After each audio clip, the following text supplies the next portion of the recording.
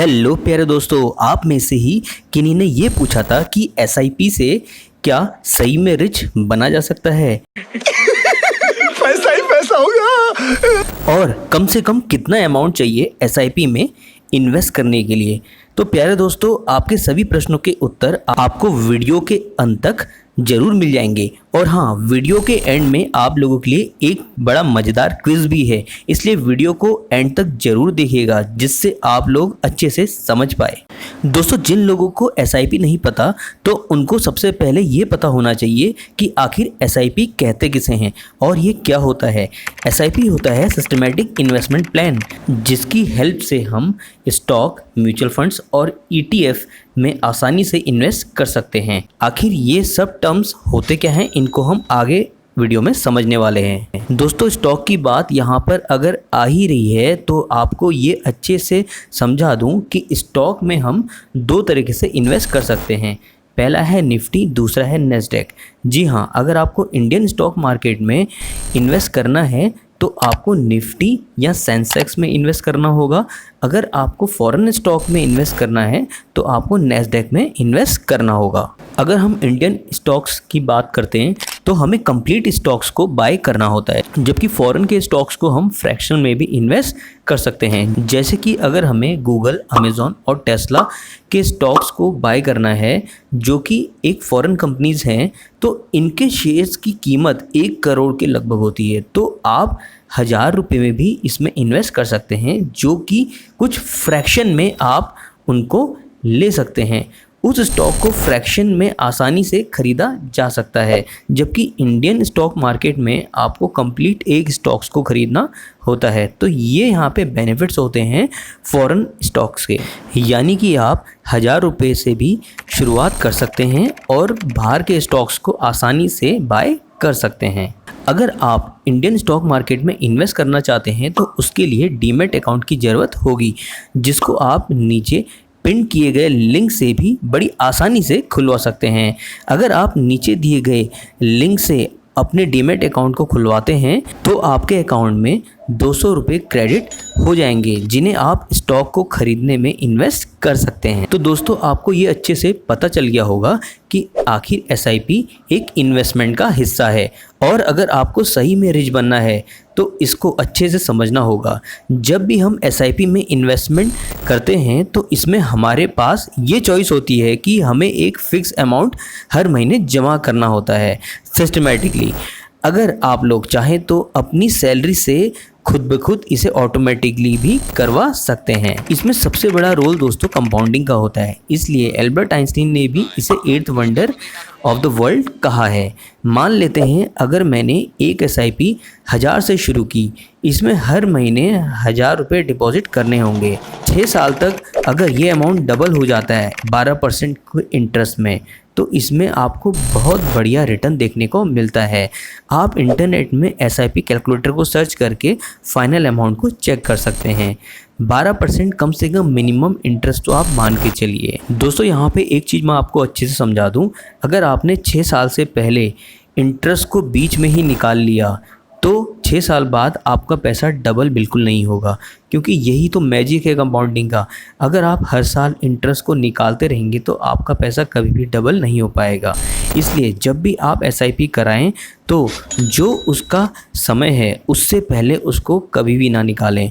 ज़्यादातर लोग लालच के कारण अपने इंटरेस्ट को हर साल निकालते रहते हैं और फिर ब्लेम ये करते हैं कि उनका पैसा डबल नहीं हुआ, जबकि एसआईपी में कंपाउंडिंग का बहुत बड़ा रोल होता है।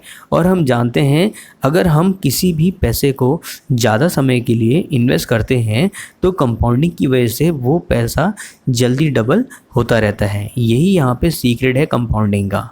दोस्तों, स्टॉक मार्केट ऊपर जा रहा है या नीचे जा रहा है, इसका पता हमें उसके इंडेक्स से लगता है। अब आप कहेंगे कि इंडेक्स क्या होता है। जब भी स्टॉक मार्केट की ग्रोथ चेक करनी होती है तो हमें इंडेक्स चेक करना होता है। अब इंडेक्स चेक करने के लिए या तो आप एनएसई या फिर बीएसई को चेक कर सकते हैं। उसके ग्राफ से हमें आसानी से पता चल जाता है कि मार्केट ऊपर जा रहा है या नीचे जा रहा है।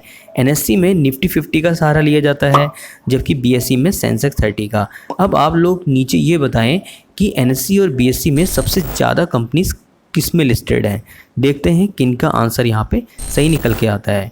देखिए, इंडेक्स में कुछ कंपनीज़ को हम, जो कंपनी अच्छा ग्रोथ दे रही होती हैं उनका हम एवरेज ले लेते हैं, या जो कंपनीज बिल्कुल नीचे जा रही होती हैं उनका एवरेज ले लेते हैं। तो उनके हिसाब से एक ग्राफ निकल के आता है। इसी को हम निफ्टी 50 और सेंसेक्स 30 का ग्राफ कहते हैं। इस ग्राफ को देखकर हम आसानी से ये पता लगा सकते हैं कि मार्केट कब ऊपर जा रहा है, कब नीचे जा रहा है। तो अगर आपको इंडियन स्टॉक मार्केट का पता करना है तो आपको सेंसेक्स और निफ्टी का ग्राफ देखकर आसानी से पता चल जाएगा मार्केट कब ऊपर जा रहा है, कब नीचे जा रहा है। अगर हमें यूएस का इंडेक्स चेक करना है तो उसके लिए हमें नेस्डैक, जिसमें कि 100 कंपनीज लिस्टेड हैं, वो भी पूरी आईटी कंपनीज हैं, जिसमें कि फेसबुक हो गया, गूगल हो गया और बाकी कंपनीज आती हैं। दूसरी है S&P 500 और तीसरा आता है डो जोन। ये तीनों के तीनों आपके यूएस इंडेक्स को आसानी से बताते हैं। इस इंडेक्स की हेल्प से हमें यूएस मार्केट का आसानी से पता चल सकता है, जिसको आप इंटरनेट में सर्च करके देख सकते हैं। अगर आपको इंडियन मार्केट में SIP करनी है तो उसके लिए सबसे पहले आपको इंडियन स्टॉक मार्केट का इंडेक्स चेक करना पड़ेगा। की हेल्प से हमें ये पता चल जाएगा कि आखिर कौन सी कंपनी ग्रोथ कर रही है और कौन सी कंपनी नहीं कर रही है। जो कंपनी ज़्यादा ग्रोथ दे रही है, जिसमें ब्लू चिप कंपनी आ सकती हैं, एशियन पेंट हो गया और गूगल हो गया यूएस की, ITC हो गई, MRF हो गया, तो इस तरह की ब्लू चिप कंपनियाँ आपको हमेशा प्रॉफिट देंगी। तो इसको चूज़ करने के बाद उसमें आपको मंथली इन्वेस्टमेंट देनी होगी। ये इन्वेस्टमेंट आपकी 1000 की भी हो सकती है, 10,000 की भी हो सकती है, 5,000 की भी हो सकती है। और 6 साल बाद जब आपका अमाउंट डबल हो जाएगा तो आप ये सोच भी नहीं सकते कि आपको कितना ज़्यादा प्रॉफिट यहाँ पे देखने को मिलेगा। अगर आप SIP में और ज़्यादा डिटेल से जानना चाहते हैं तो नीचे डेफिनेटली कमेंट करिए। अब मैं आपको यहाँ पे ये बता दूँ कि SIP में अगर आप इन्वेस्ट करते हैं तो इनडायरेक्टली आप स्टॉक्स में, म्यूचुअल फंड में और ETF में इन्वेस्ट करते हैं, जिससे कि आपको आसानी से एक बहुत बढ़िया ग्रोथ देखने को मिलती है। तो इसमें आप लोगों के यहाँ पे सारे क्वेश्चन, जिससे आप आसानी से रिच हो सकते हैं। मार्केट, अब आप लोग ये कहेंगे भाई कि निफ्टी 50 और सेंसेक्स का ग्राफ तो ऊपर नीचे जाता रहता है, तो इसमें हमें प्रॉफिट कहाँ से मिलेगा? जी नहीं, प्रॉफिट इसमें देखने को मिलेगा, क्योंकि इसमें आपको कोई भी कंपनी ऊपर जा रही है, नीचे जा रही है, इससे कोई मतलब नहीं होता। इसकी एक एवरेज रिटर्न आपको यहाँ पे मिलता है। तो एवरेज रिटर्न इतना बढ़िया होता है जिससे आप आसानी से रिच हो सकते हैं। और यहाँ पे आप लोगों के सारे डाउट क्लियर हो जाते हैं कि आखिर SIP में इन्वेस्ट करके हम कैसे रिच बन सकते हैं। और हाँ, लास्ट में आप लोगों के लिए यहाँ पे एक क्वेश्चन है।